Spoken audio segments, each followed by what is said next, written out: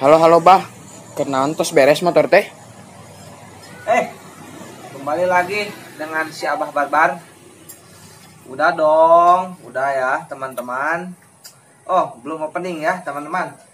Halo, assalamualaikum warahmatullahi wabarakatuh. Sampurasun, salam budaya ti Abah Barbar ya. Jumpa lagi di channelnya Sunda Gaul ya. Oke, jadi hari ini kita akan sedikit klarifikasi tentang Astrea Green ya, yang kemarin terjadi trouble juga ya ketika tes ketahanan mesin. Nah, sekarang sudah 100% good job ya. Oh my god. Wow. Walaupun ada part yang belum kita ganti ya teman-teman. Nah, oke. Apa sih rahasianya Astrea Green ini kemarin trouble apa? Yuk, sini guys, deketin guys. Kemarin Astrea Green itu terjadi trouble ketika kita testing di trek lurus sekitaran 500 meter ya di Jalan Baru Cianjur tentunya. Nih guys. Nah, udah.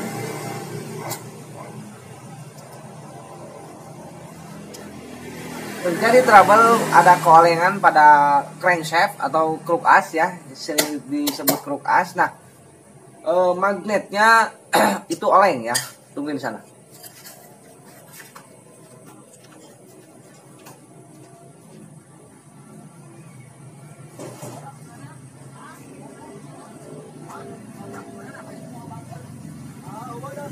Nah, ini guys, magnet ini kemarin trouble dikarenakan ada sepi magnet yang ancol-ancolan yang lari topnya, jadi terjadi pergeseran di titik pengapian ya. Cuman ada trouble yang lain seperti krukasnya oleng ya teman-teman, jaga center. Nah, kedua CDI-nya terjadi meledak ya dikarenakan terlalu memaksakan ya teman-teman. Jadi di sinyal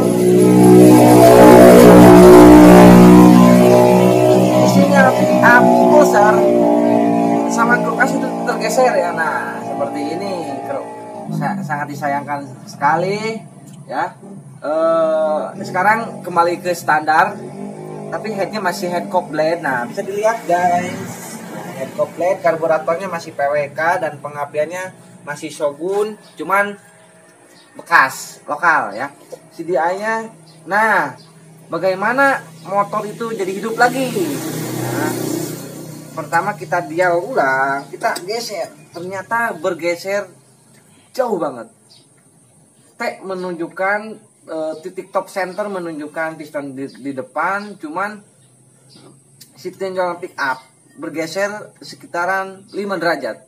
Teman-teman, titik pengapian untuk bore up khususnya yang sudah langkah stroke, sudah naik stroke lah ya, itu bergeser sedikit titik pengapian itu sangat berpengaruh ya teman-teman. Nah, gimana sih caranya dan berapa derajat yang Abah pakai ya teman-teman. Nah, jadi setelah kita perbaiki di bagian kruk as, kita center ulang ya, skip dulu.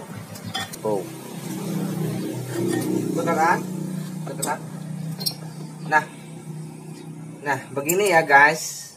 Nah, kita saya dapat ilmu dari Mr. Engineering ya teman-teman, bahwa lebih enak kita diukur ya, itu beda-beda orang, beda-beda nyaman ya. Tapi saya sering di titik yang ada ini kalau menggunakan busur seperti ini.